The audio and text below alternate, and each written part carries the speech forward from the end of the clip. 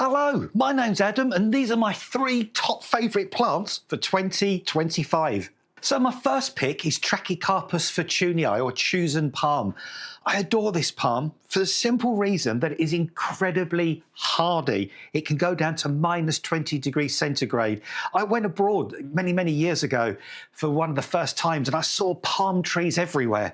And I wanted to grow a palm tree in my own garden.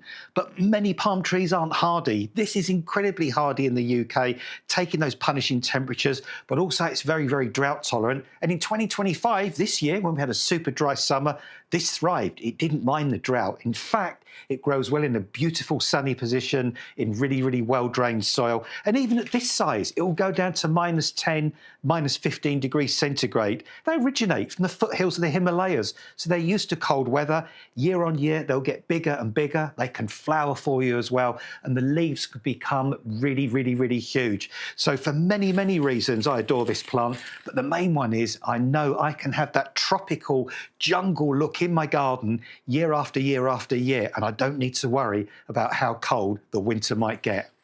My second pick is Camellia Yuletide, and this one I adore again for many reasons, but 2 really stand out for me. First of all, I'm not a big fan of winter.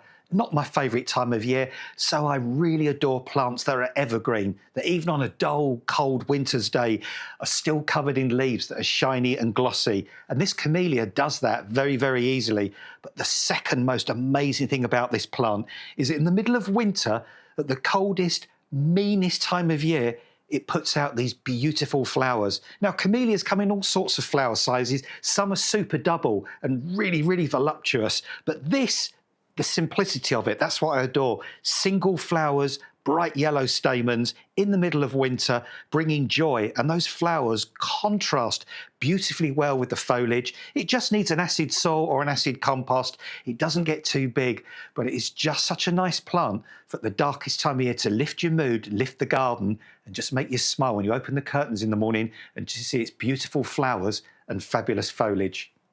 My final pick is Sarcococca hookeriana winter gem. I adore this because it's evergreen. I love it because it flowers in the middle of the winter, but for me, the main thing about this plant is the fragrance. It has it all, and the fragrance on a winter's day, January, February, it's spicy, it's sweet, it's delicious, it's punchy. It is such a gorgeous fragrance and so unexpected in the middle of the winter. You think of summer gardens burgeoning with flowers and beautiful fragrant flowers and wonderful scent, but you don't think about that in the middle of the winter. But this shrub will give you that incredible fragrance on those dull days, on those sunny days. It'll even attract the odd insect or the odd bee on a milder day in winter. It never gets particularly tall. It'll even grow in full shade, evergreen, flower, fragrance. What's not to like about Sarcococca hookeriana? No pests and diseases, and you can grow it in the ground or a container. That's why this is my 3rd pick.